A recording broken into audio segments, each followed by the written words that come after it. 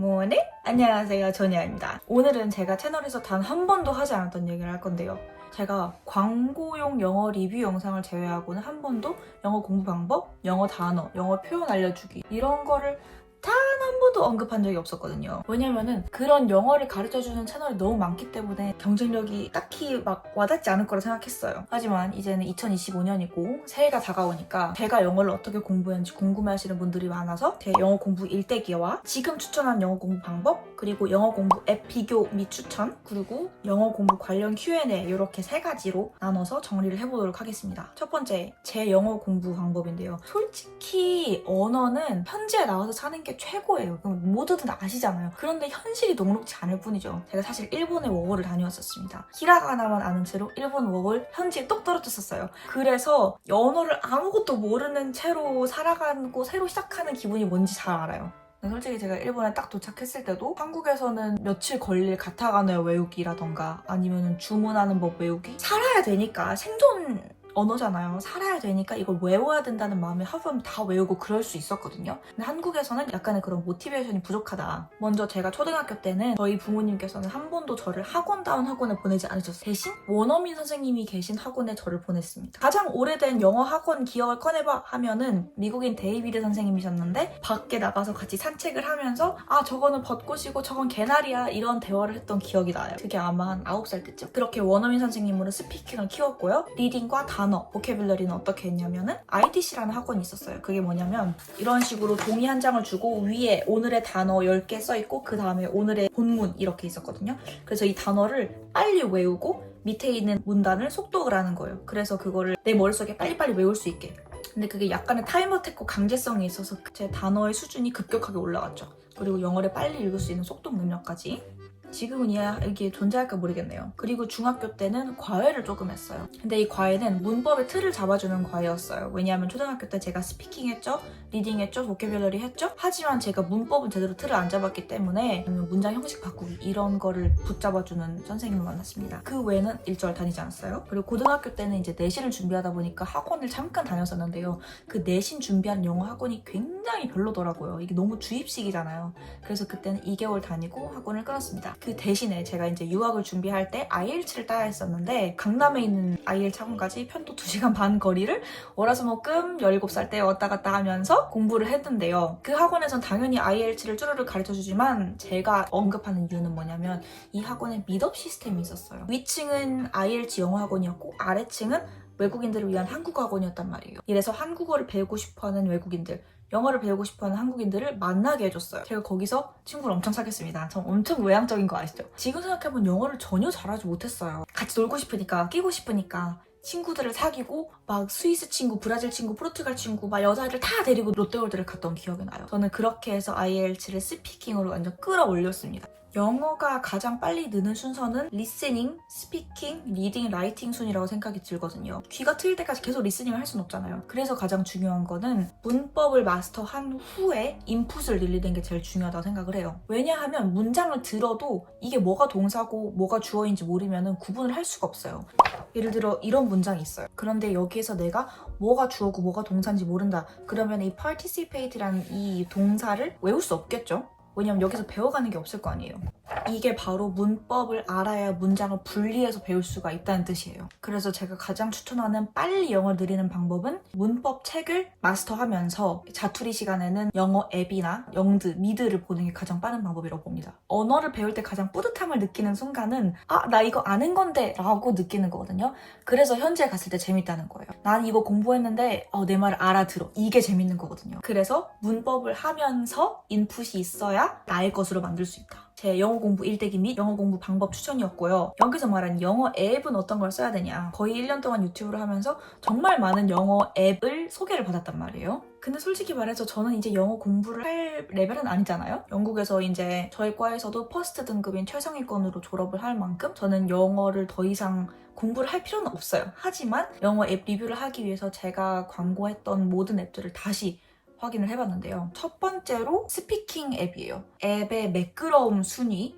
첫 번째는 캠블리고요. 왜냐하면 캠블리는 진짜 원어민 선생님과 화상통화를 하는 거라 버퍼링이 없어요. 두 번째는 프레티카. 프레티카도 AI 선생님과 대화를 하는 건데요. 굉장히 반응이 빨리빨리 와요. 그래서 티키타카가 빨리 되는 편? 세 번째는 스픽인데요. 스픽도 AI 선생님은 되게 유명하죠. 그래서 그런 만큼 더 활용도가 높아요. 그리고 네 번째가 듀오링고에 새로 나온 AI 선생님 릴리입니다. 난이도 순위는요. 제일 입문 장벽이 낮다 싶은 건 스픽입니다. 스픽은 일단 추천 질문들이 많아요. 이 스픽을 사용하는 유저들이 굉장히 많기 때문에 지금 당장 뭐 유저들 사이에서 인기가 많은 질문이 뭔지, 시나리오가 뭔지, 어떤 질문을 내가 얘한테 할 수 있는지, 작은 AI 하나한테서 끌어낼 수 있는 잠재력을 아주 야무지게 이용할 수 있는, 내가 원하는 상황에 이 친구를 모두 다 적용시킬 수 있다는 말이죠. 내가 만약에 뭐 무역회사랑 미팅을 할 수 있어. 스픽 나랑 무역회사 미팅하는데 시나리오 만들어줘. 할 수 있어요. 만약에 월 왔는데 내일 카페 면접이 있어? 나 내일 카페 면접 잡혔는데 나 인터뷰 어떻게 하는지 예상 질문을 해봐. 모든 걸 할 수 있단 말이에요. 근데 조금 아쉬운 점은 AI가 나한테 말을 했을 때 제가 모르는 단어를 누르면은 바로 검색이 됐으면 좋겠어요. 그 기능 추가하실 수 있을 것 같거든요. 한번 기다려봅시다. 버퍼링은 아주 조금 있어요. 0.7초? 두 번째로 쓰기 쉬운 앱은 프랙티카고요. 프랙티카는 자막도 있고 선생님이 되게 꼼꼼해요. 이런 느낌? 제가 뭐 하나만 잘못 발음해도 딱 캐치해서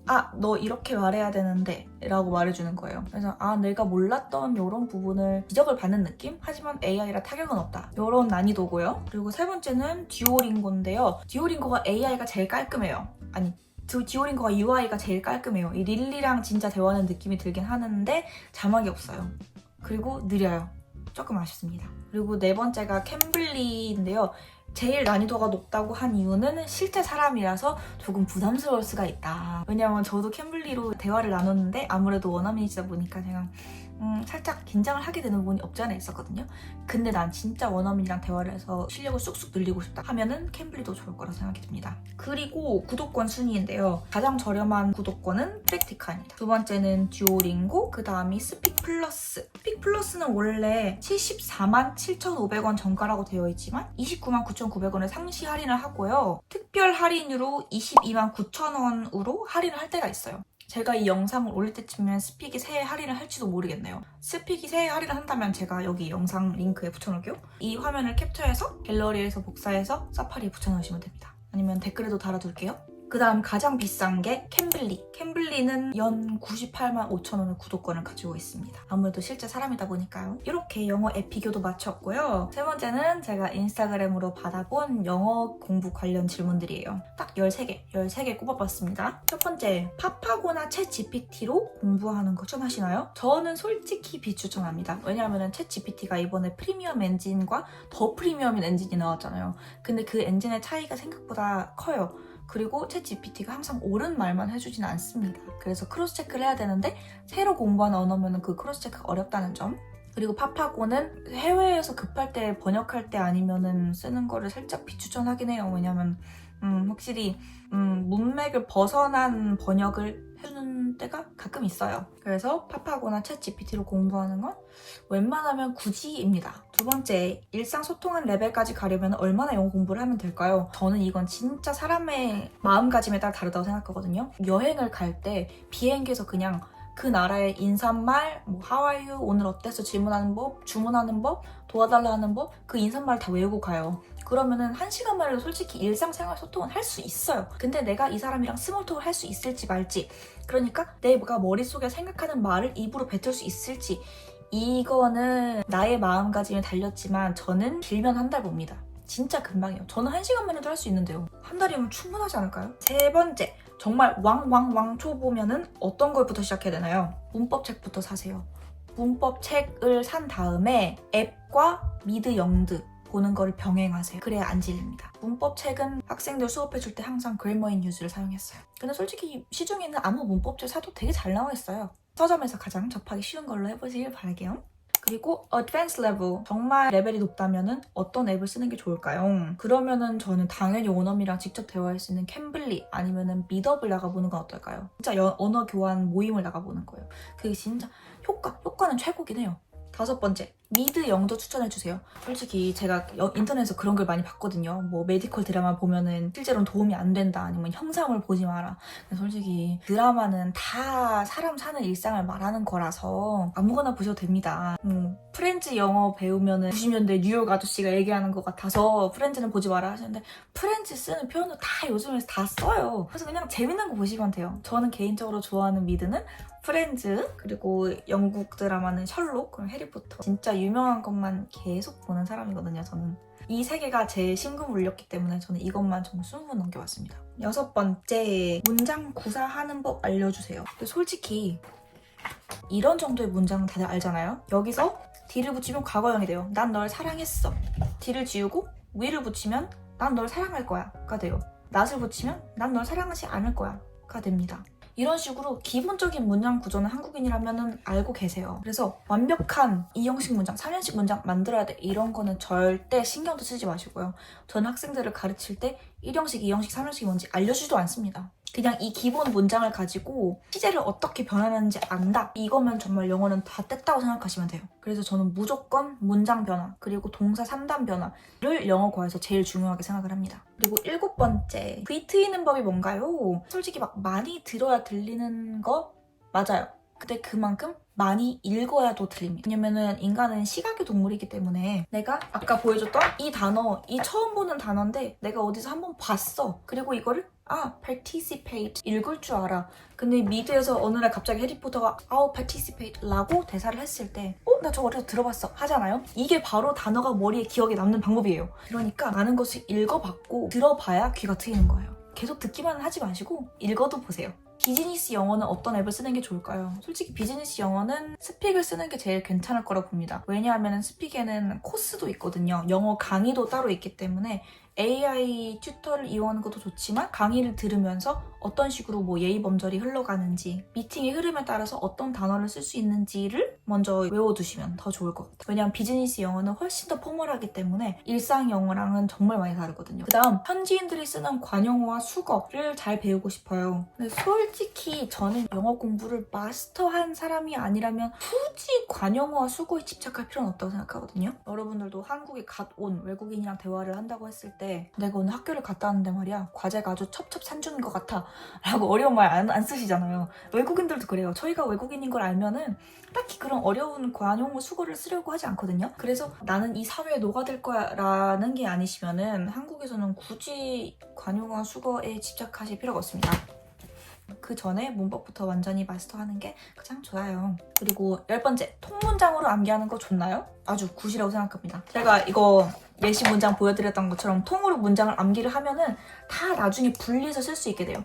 he, 그래, 주어야. 그 사람을 말하는 거지. participate, 참여하다. to, clean, 그럼 to 뒤에 동사 원형이 오는구나. clean up은 같이 붙어있으면은 치우다라는 수어로도 쓸 수가 있구나. after 다음에는 시간이 오는구나. school. 그래서 통문장 암기하는 것도 아주 좋다고 생각합니다. 11번째, 재밌게 공부하고 싶어요.